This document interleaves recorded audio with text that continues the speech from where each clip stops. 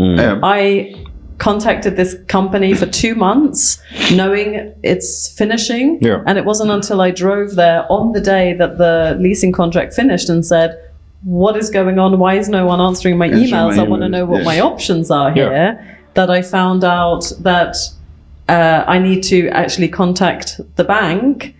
And on contacting the bank, they tell me, well, this is why we've sent you an invoice for this. It's horrible. Yes. Example, I would give you an example of someone who comes, let's say, from, let's take my beautiful country, Uganda. You come to Germany here. First of all, you have problems with extending your visas and so on, bureaucracy and so on. And by the time you're on top of this, there are certain limitations. There are some extents that you cannot go to. You have to do an akeno. You have to register. You have to go through a lot of bureaucratic things that at the end of the day overwhelm you. And then by the time you think of starting something, you either have lost the morale, or else the German system says, no, you cannot, because either you're not enticed to that, or you cannot get this help, or you cannot get it. So I feel like at the end of the day, you end up resorting to a certain type of job, like what we're saying here, that you do not want to do, because the German system says, no, you're unable to go into that direction because you do not have this. Hello, guys. So welcome again to the Only Fight podcast.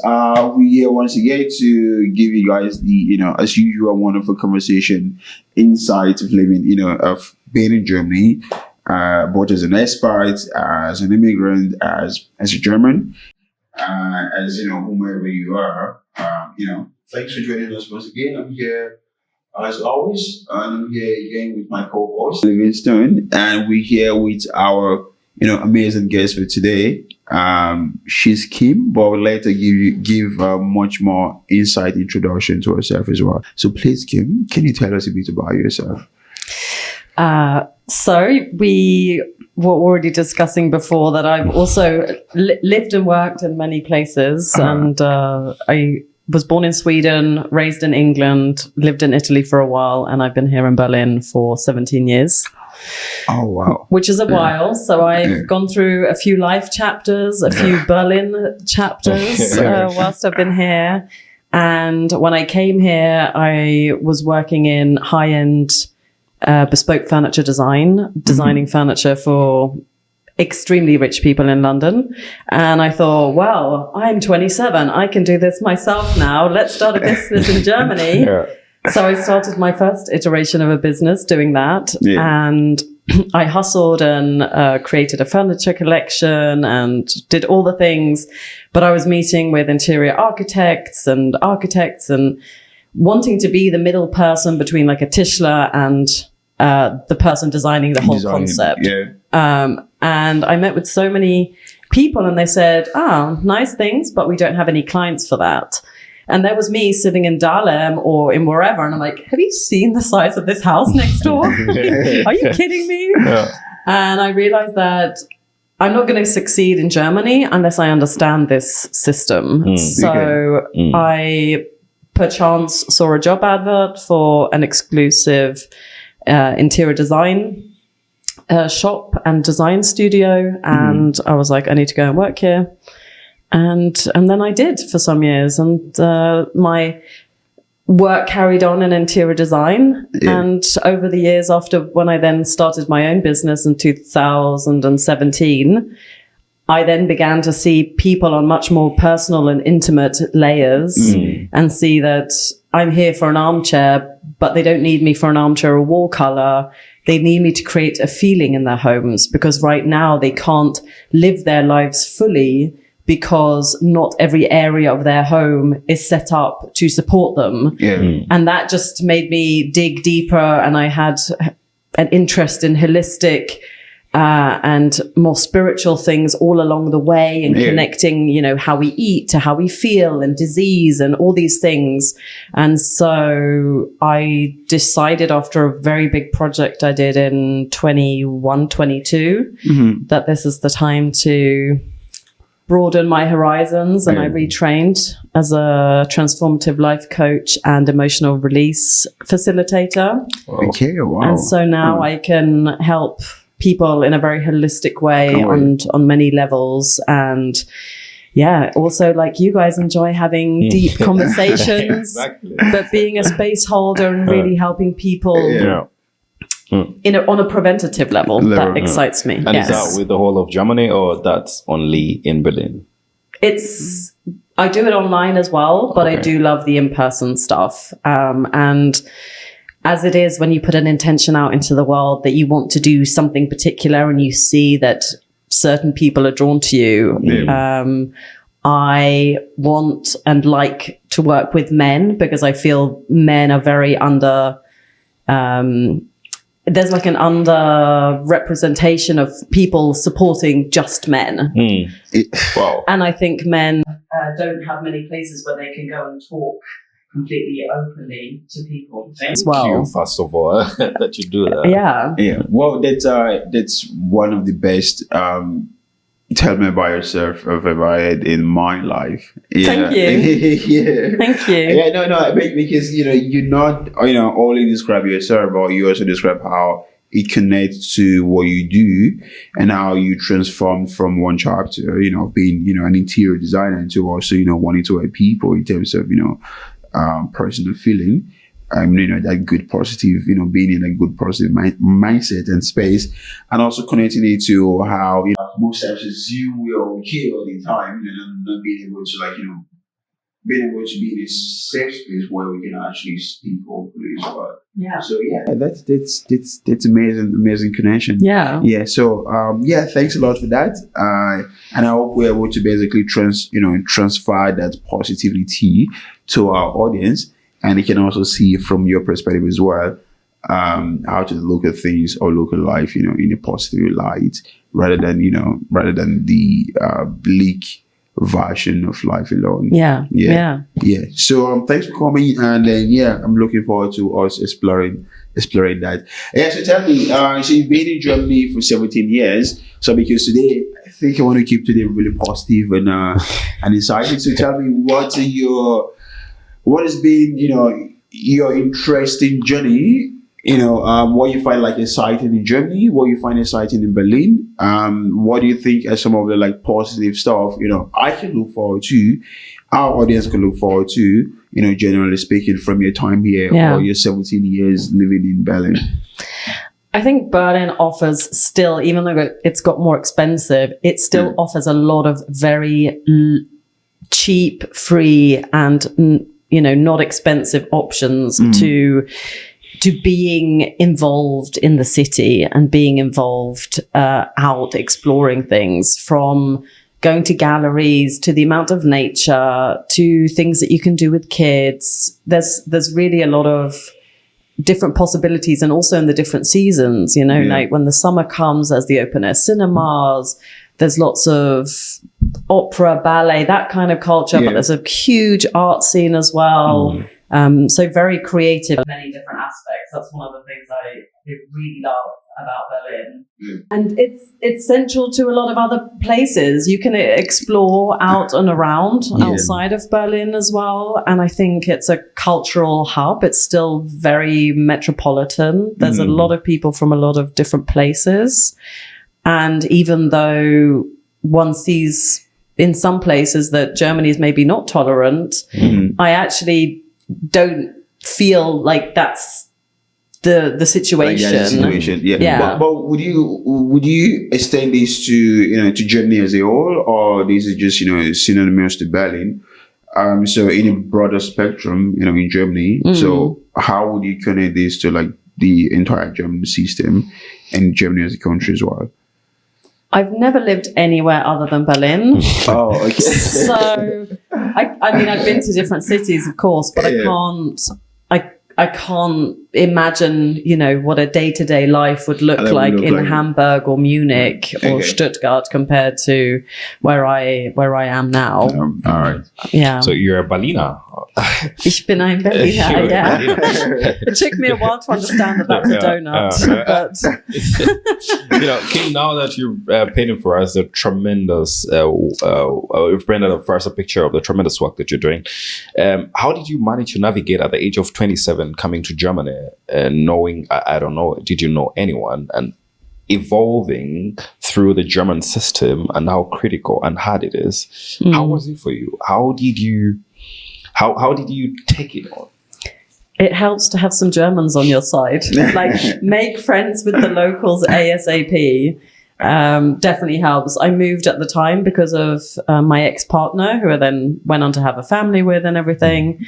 But we actually met online. So after 6 months of me living here and me living in London and him living here, I said, well, it's either going to work or it's not work. Let's see. And the worst thing that can happen is that it doesn't work. And then either I stay or I go back. Yeah. And so, I made that decision around New Year. And I said, I need to move in the summer because I need energy and, being out, being able to meet people easily. And I mean, this is at a time where Facebook basically didn't exist. Instagram didn't exist.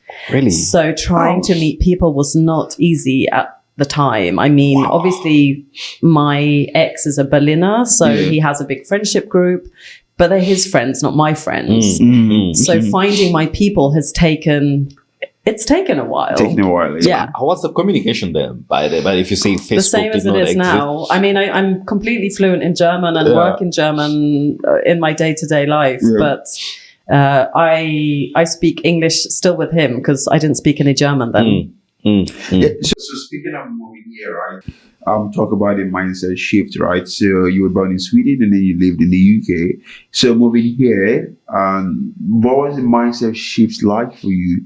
So because I think, obviously, every country, every city has their distinct characteristics and how they do things, how people react, how people communicate, how people, relate. So, what was some of the positive mindset shift you experienced, moving to Germany at that point in time, and also over your entire time here as well? Well, I think that when I came here, I could see that the system, at least in the beginning, looked very similar to the Swedish system. Very social, looks after its people. I didn't feel at the time that the system in England was very good. People were very stressed. People have this culture of going out and drinking directly after work. Everyone was like, I'm more stressed than you are. I'm so busy. And I wanted to get away from that culture. And there was aspects of the system that I didn't like there. But coming here, I was like, oh, wow, they've got a pretty good health system. And I'm getting to a osteopath with relative and all these kinds of people with relative ease. I'm able to see a specialist if I need it with relative ease, all this sort of stuff. So maybe back then. Yeah, so I definitely saw those things as a positive. And in that moment, I wasn't in the system very long. I started working here freelance as a Selbstständiger straight away. And only after that, after a year, I became employed.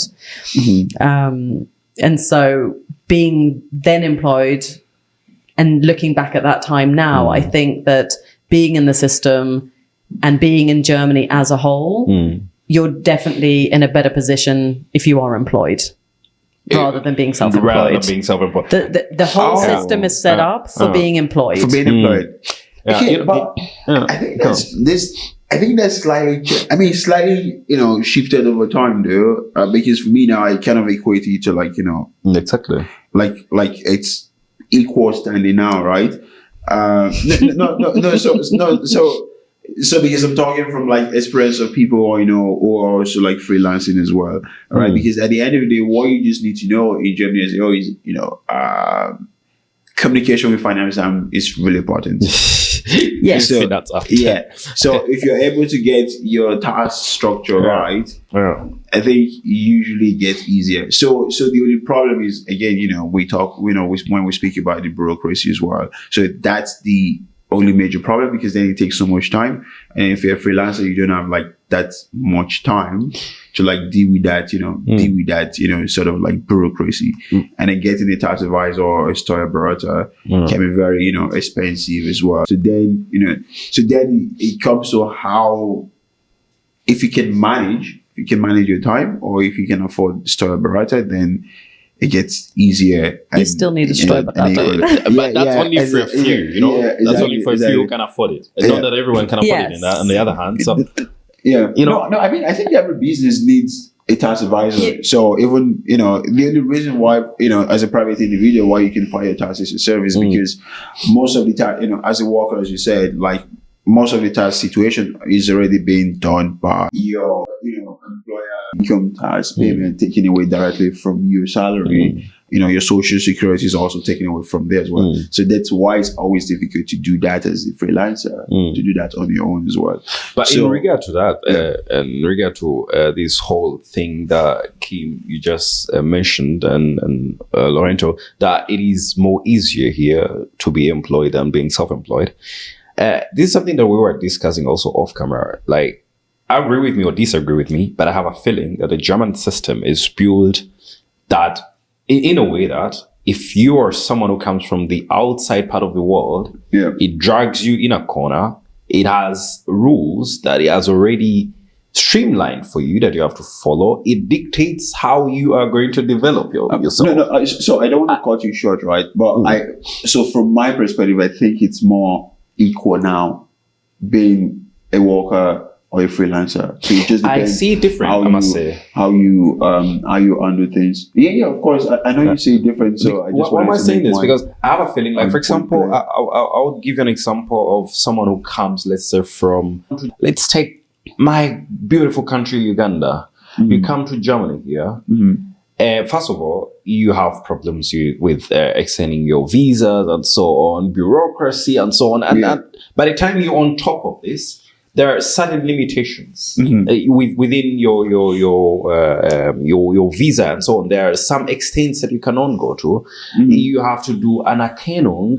You have to register. You have to go through a lot of bureaucratic things that at the end of the day overwhelm you. And then by the time you think of starting something, you either have lost the morale, or else the German system says, no, you cannot, because either you're not enticed to that, or you cannot get this help, or you cannot get it. So I feel like at the end of the day, you end up resorting to a certain type of job, like what we're saying, Kim, that you do not want to do, because the German system says, no, you're unable to go into that direction because you do not have this. You do not have this. And I feel like Germany is a country, it's a first world country, but when it comes to that, I feel like Germany really needs to work on that, because bureaucracy as it is very overwhelming and a lot. And you being someone who comes from the outside, adding on the language, adding on that German is still, I would say, not in the analog, but really pretty analog in a way. It's not something that is easy. But what would you say has changed in the past 17 years that you've been here in regard to what I've just said? In terms of the system and the bureaucracy, zero, and that's the problem.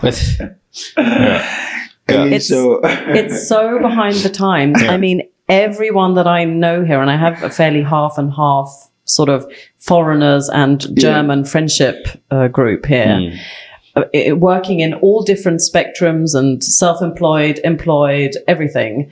And the German analog system is laughable. People are like, this is like 1990. What is going on here? I know, right?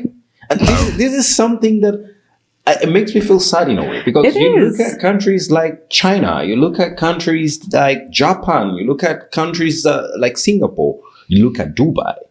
They're on the next level. These are countries that Germany is competing with economy-wise. wise, So, political wise. It makes me sad for Germany because there is so much potential, but they're not doing themselves a favor, even for people who are employed. I recently had to go with a friend who's been here for 3 years, working his butt off in a full-time job, hasn't learned German well enough to have a good conversation at the Arbeitsamt because he lost his job. And came up, we were talking in English with the guy, and I said, maybe I didn't need to come to translate for the German. He said, oh, no, yes, we're not allowed to speak English. And I was like, excuse me? You're working here at the Arbeitsamt, you speak perfect English, but you're not allowed to because you're saying everyone who shows up at the Arbeitsamt should be able to speak 100% fluent German. Well, that's not conducive of bringing people into Germany to work here. So I think you guys are looking at this from a different angle than I do. Right? No. I love German. I know you're not criticizing it. No. Of course, I know you are not criticizing it. I am criticizing it in a good way. Yeah, exactly. We're talking about, like the German system. So just the way we would talk about the system, in wherever we were born, right? So we talk about the system because we love the country we're there at the time, because we live there and want it to be improved and be better as well. So, right. But, for me, I see it from a different angle, because for me, I think the bureaucracy is more of the people themselves rather than the system wanting to be that way. All right. Because from my understanding is Germans are a bit more conservative than a lot of places as well. So in that angle, it means, they rely on a working system or a working method. If it's working, it's pretty no need to change it if it's working, right? So of course, if you're coming from a different social system, for you it's totally different, right? So that's why we would see it from a different angle as well. So from my perspective, the people themselves sort of define how their social system goes. So because if they are also fast-paced people, very open to change, then they would also change this stuff as well over time. But Lorenzo, to get you right, you say that people want this? Why do they complain? No. I'm saying it's this way because it's also kind of similar to how they are as people and wanting. If this structure has been working in 1980s, right, and it's precise, then let's just keep it going, right? Yeah. But over time, it needs to change with the time, with the timeline. But the thing is, again, Germans are very conservative. It has to change now. Yeah.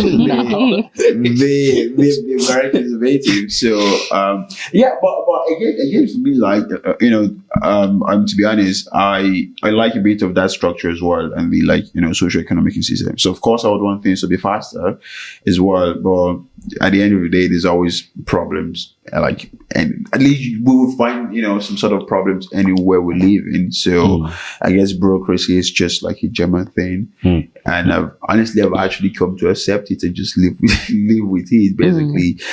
Because it's not as if it's I wouldn't say it's impacting on me negatively, to be honest. So that's why I'm not, I don't make big fuss of it.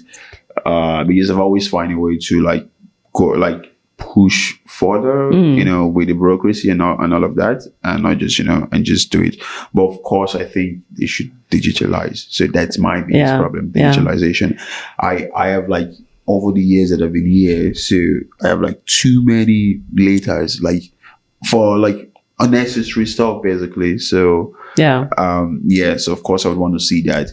But I get where you guys are coming from. I think, I've spent so long designing that everything that I do, I see from a design perspective. It's like when you go into a public building and you pull the door instead of push it, but you do it the wrong way because it's not intuitive if you were supposed to push it, and then you end up walking into it, but you were supposed to pull it.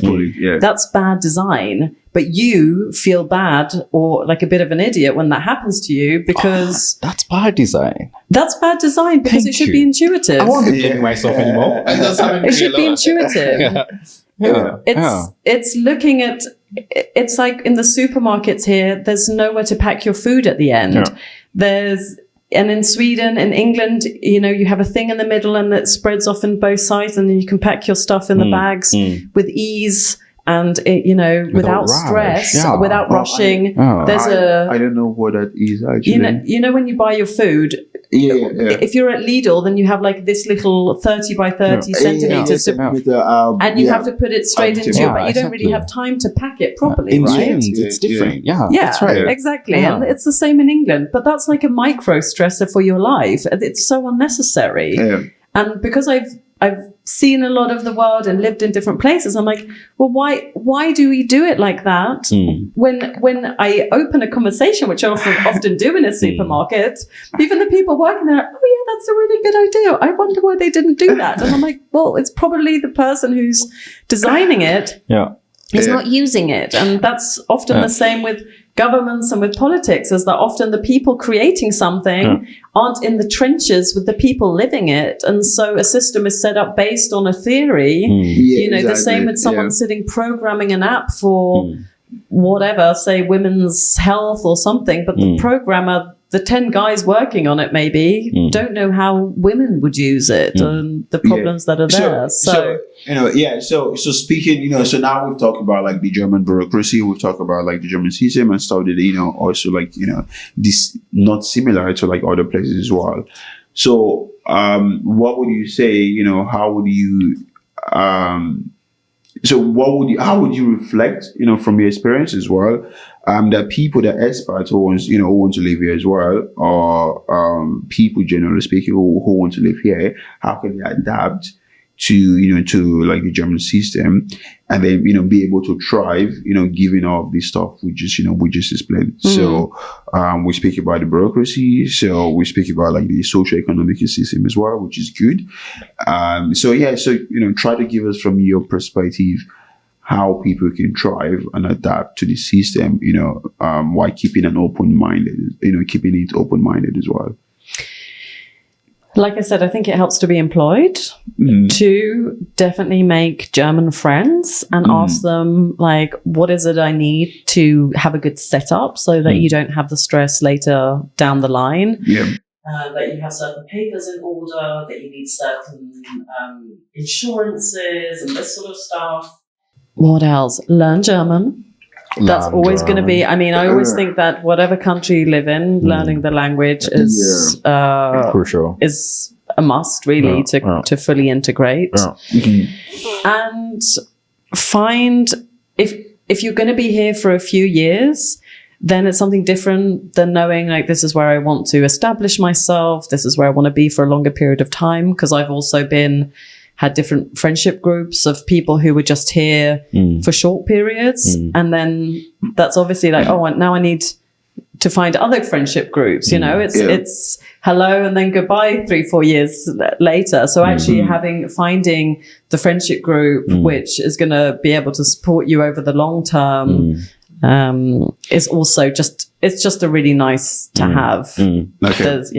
But Germany as a whole, if I'm looking at the technological bit of it, in a way, I want you to help me in this. You've been an interior designer and so on.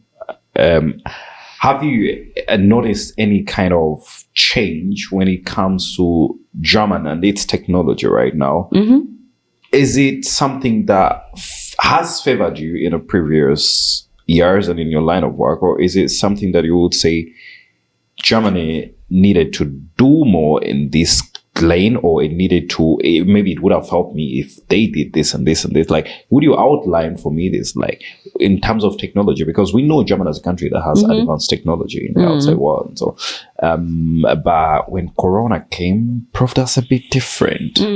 The vaccines were manufactured somewhat different and then imported into Germany and so on. So Germany also did its thing. They have the Robert Hopkins. Germany has technology, but in a way, like, there are some natural disasters or some things that happen and you question it a little bit, but Germany has advanced technology. Everyone knows that. They produce the best cars. They produce one of the best Say it. No, I think you're scrutinizing Germany too much, though. I love Germany. Yeah, I know you do. I know you do. Yeah. So I don't know. Maybe again, it's always, I mean, I always find like this conversation very, very interesting as well. Even when I think about it myself, right? I also go into that as well. So yeah, because the thing is, one thing I know for sure is there's no complete society or no complete system, right? So so there's always going to be something lacking in whatever economy or in whatever in whatever system as well. I mean, you can see the US going crazy right now because there's some stuff lacking in the economy that they wanted to basically bring back, right? Have you had time to look at Germany's rivals right now? Have you had time to look at China? Have you had time to look at Singapore? Have you had time to look at Dubai? Yes. Would you in any way, technology-wise speaking, compare it to Germany or bring it even near to Germany? So technology is always advancing each day, right? So again, I would say technological, structure-wise, from a governmental perspective, these countries, you can view them better off. But when you talk about, technology based on private and commercial use, then Germany is also very good as well. So I think I don't disagree. Yeah, exactly. So it's always good for us to keep a distinction between the governmental technological capability and the commercial technological capabilities, because Germany produces some of the best engineering, engines, precision wise in the world basically. But the only problem is that's not translating from the commercial side to the governmental side, and that's just the major problem that I see in the disconnect. So one of the best finance ERP system in the world, SAP, is from Germany, right? So it's more about connecting, and I can tell you from my, in my workplace, right? So we're moving to so our latest SAP is 2017, and we want to upgrade. But the thing is, for public clinic, a friend of mine that worked, that is, a doctor basically, they're still using the SAP from 1995, right? So you can see from the commercial side and the governmental side, there's a disconnect. Kim, I want to bring in your opinion very shortly to this. I want you to say what you think. But Loreto, I mean, we know Germany as we know the German big countries. We know Bosch, we know the Siemens, and they've had really huge companies that have over time had great technology and so on. But my point here is, if you look at some countries, like for example, recently I've just seen a video that China has licensed these I don't know how they call them, but these taxis that are flying right now. So taxis, making life easier for the natives in terms of that, like everything flows digitally right now. I watched a video last time. You don't need your wallet right now to pay in Germany. In China, you can pay with your face. These things that I'm talking about right now, and I feel like Germany is still far. I don't know. It's either it's either a problem within the system or it's the people that do not want to adjust to that. But Kim, please, when it comes to the technology part, what's your opinion? I think that Germany, in many respects, is obviously careful on people's privacy, especially because of its history and the GDR and people talking about people and so on. So people have a lot of respect for their privacy. I think that when we look at these new technologies, when it comes to face recognition, being able to wear glasses, when you don't actually know that someone is wearing glasses, they're listening to something, can take, the Google glasses or whatever they are. I think stuff like that, we can't hinder it, but I don't enjoy every aspect of it, because I do want to be walking down the street and just be a nobody. I don't want, for me personally, for someone's glasses to be telling this person, this woman who just walked past you does this and this, and she said this and this one time, and her neighbors said blah, blah, blah. And this actually has nothing to do with my character. This is what is out, maybe some information that's out in the world, but it doesn't give people that true connection to make their own, a judgment about someone. And conclusion about you. Exactly. Yeah. So speaking of that, right? So, I would love to ask basically what has been, because we've talked about, like the German system entirely. So, like you asked, so living in Germany, living in Berlin, what has been your best experience, and also what have been your worst experience as well? And how would you advise people under both experiences? So both your best experience, how it was for you, how you see it like going forward, and your worst experience, and how you would advise people, who find themselves in like similar situations to like, to be able to like go out or get out of that, experience. Yeah. General life experience or work? No, it can be anything. It can be anything. Yeah, just, you can tell me both general life and work as well. Yeah. Well, I think having been here for so long, one of the best experiences is just finding an apartment, which was beautiful, which I renovated with my ex for a very decent price back in 2011. Definitely a highlight. And since we've not been together for the last few years, I'm still in it and renovating. I renovated it again and painted every wall and created something completely new for this next chapter of my life. And so just that process, that cathartic process of doing that, maybe, I don't know if it's Berlin specific, but I love the charm of the apartment. I love the life that I can have in there. But at the same time, the older I get, the less materialistic I get. And so I'm like, I can create this anywhere. Now I've done it once, but it was more the process, really the journey of doing it. So that's something I enjoy. All right, it's amazing. And I think, no matter where you are, you need to remember, like, who am I and what fills up my cup? And just make sure that you make time for that. So that's something I try to incorporate in every day life. There is also something I want you to help me with here. Because, Germany has really some well-structured, it has really well-structured support systems and so on. Has this been of use to you? Because you mentioned in Germany to be on the safe side, have to be employed and so on. But what things could you recommend someone out there that have been of great use to you that maybe people might not be having any idea about within the German system? Getting a Rechtsschutzversicherung. You asked me about what was my worst experience. Well, it happened recently. And basically 3 years ago, me very blauäugig, I had a lot of stress at the time and an awful lot of work, and I needed a car very quickly. So I was like, let's lease a car for 3 years for the budget that I've got, but I want it to be simple. And so I won't mention now who I leased it from, but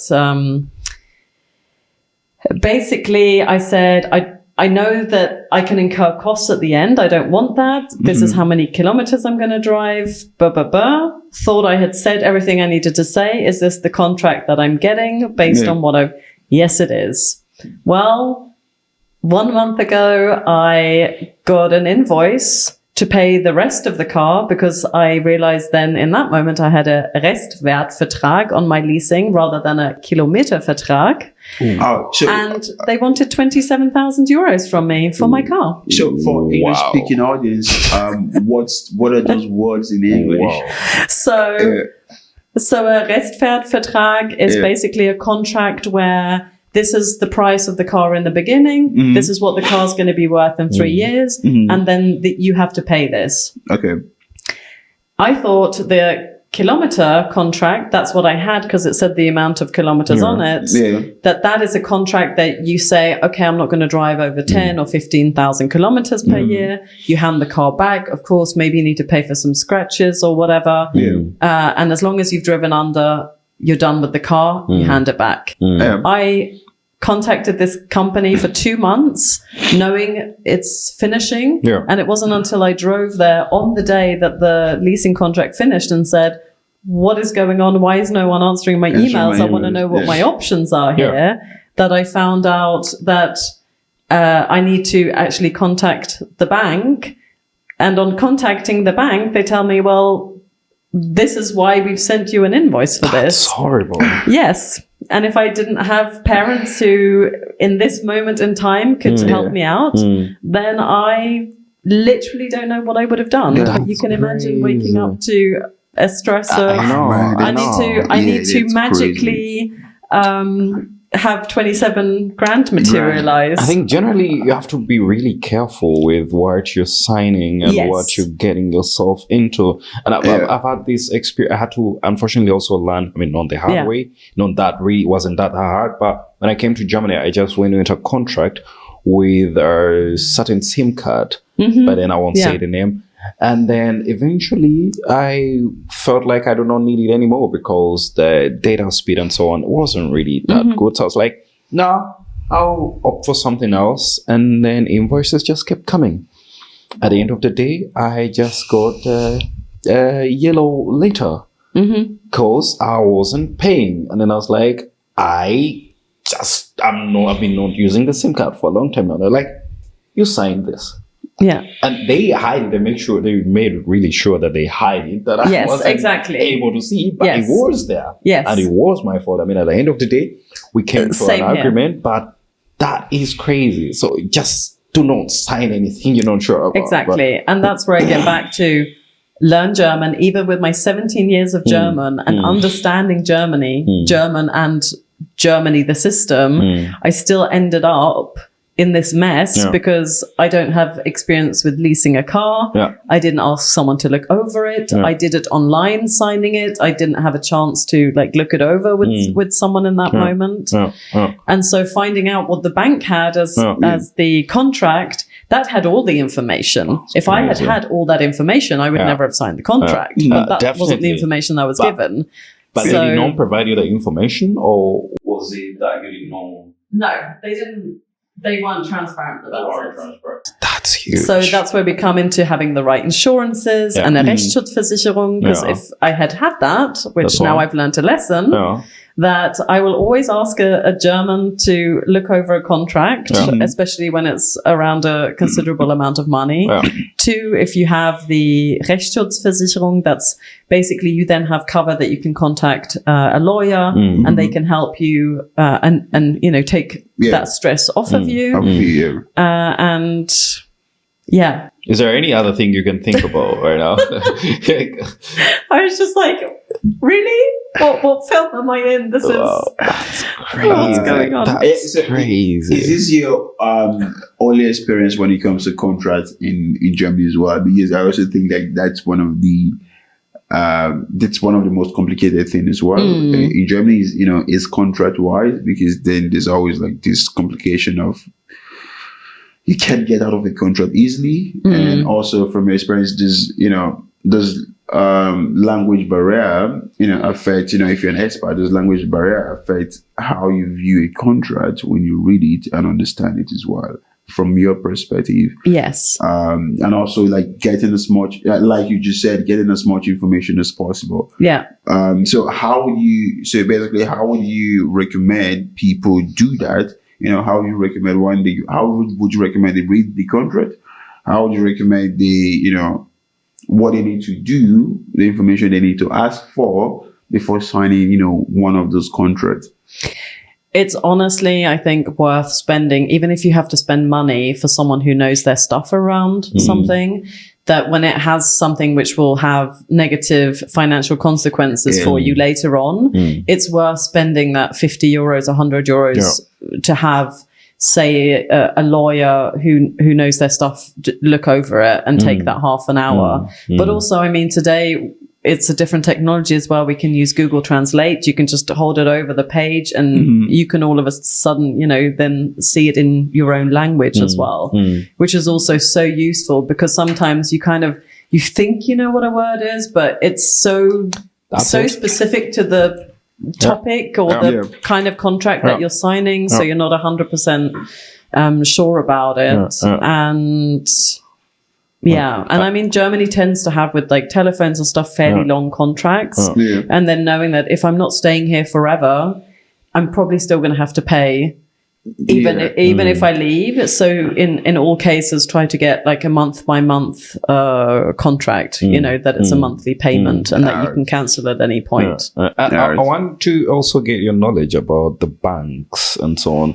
Do you have certain banks that, or I wouldn't want to market for them right now, sure. Because I want to go into the financial part in a way, and how that in a way, because that in a way as well is a problem. Like, where do you get what financial support and so on, and what financial support not to get? Because I realize that in Germany, there are different companies that are very quick at giving out credit and so on. And then at the end of the day, you're having this huge pile of credit cards that you have with you, that huge sums of money that you have to pay back. But not in Germany. No. In Germany, you pay off your credit card at the end of the month. There's no credit cards really in Germany that you don't pay off at the end. What I mean is, there's also some for yearly as well. There's maybe, but they're harder to come by. Not just anyone gets that kind of credit card. It's like getting a dispo, that you have a overdraft in your bank account. You don't always have that. In a lot of other banks in different countries, you naturally have that. So having savings is always, living a little under your means and making sure. I mean, that's just good financial advice anyway for anyone of any age, to spend a little less than what you need and make sure that you have 3 to 6 months savings is always going to be a good thing. And also in terms of finance, that you have, you can do it this way. It's like learning to use Excel, but then getting an Excel expert to tell you how to do stuff. And you're like, oh, I could do that in 5 minutes instead of in half an hour, right? And so when you get to a new country, it's like understanding the system. Ask the people, ask more questions than you think. Figure out how to be smart about stuff, actually investing via insurances and that sort of thing, and the savings plan. Well, then you get tax back from that, or it's tax deductible. It's like we're already paying, quite a bit of taxes in Germany. Then just do your investments in a smart way instead of, but it's a lot of learning by doing, unfortunately. You mentioned investment right now, because that was going to be my next question. Which line, if someone was looking to invest, like, what would you recommend and so on? But before, I'll bring that later. I think I'll bring that later, because I feel like I know, but 17 years, a lot of change. Yeah, true. A lot has changed. And I think back then, people had a different understanding of how the German system runs and how everything runs in Germany. And I think maybe with time, things have either got easier in certain sectors or got even harder, Well, that stuff, like investing, I think throughout the world, the fact that we can access apps, which are places where we put our money into, and we can, with a click of a button, buy a stock or sell a stock, that all of that is still able to be done here and much, much easier. But if you're looking at long-term investments, be it with property or be it with putting money into the stock market, into savings, ETFs, or the S&P 500, something like that, then it's maybe more clever to do it in a different way that it is tax deductible. Yeah. All right, awesome. Thanks a lot, Kim. I think you've taken us through your incredible journey, in 17 years here, and and also what we can try to do, what we can avoid, and and how we can also improve. That's not just helpful to me. I hope it's also helpful to our audience and my co-hosts as well. For like a wrap up, right? Because Fortunately, we don't have much time. So I would like you to just, give us like some final words in terms of like summarizing what it's been for you living here. What you appreciate more, what people should look forward to, and what people should stay positive about, basically, about living in Germany, living in Berlin. Yeah. As a whole. Yeah.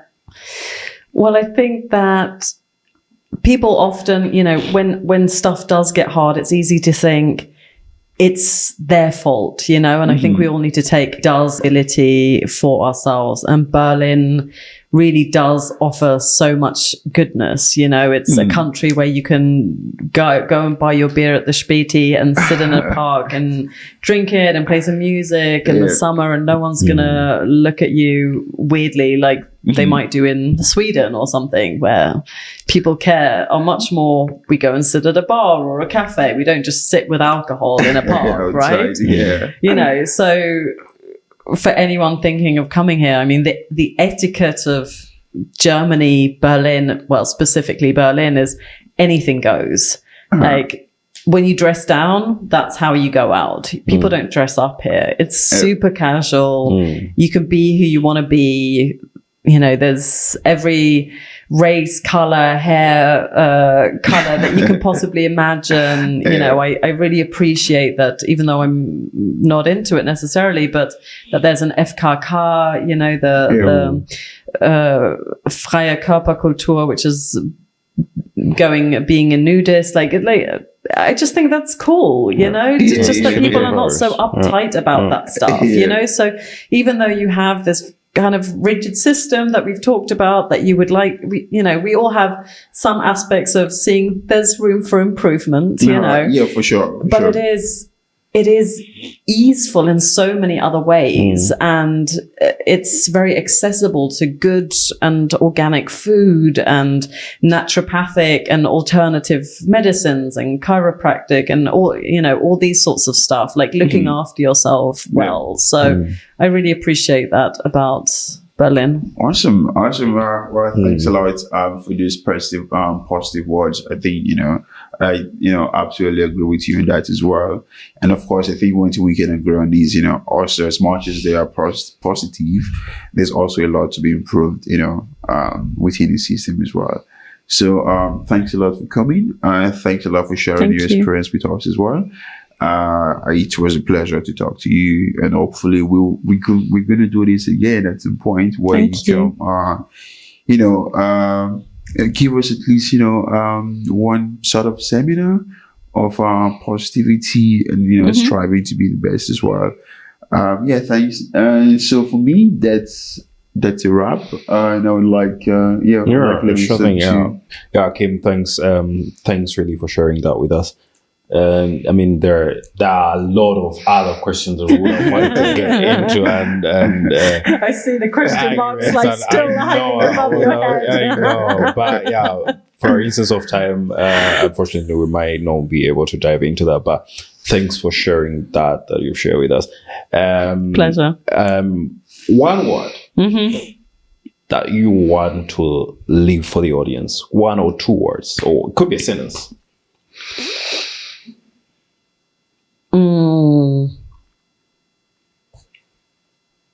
Feel it to heal it. That's what I'm living by. Well, with Feel It to Heal It, I cannot add a lot much to it. We're Only Facts Podcast. Please follow us on Instagram, TikTok, share, subscribe on YouTube. Feel it to live it. I cannot express it more than what she's just said right now. I think I'm losing even words right now. But for instance of time, I would say from my side, it is a good evening. Goodbye. Yeah.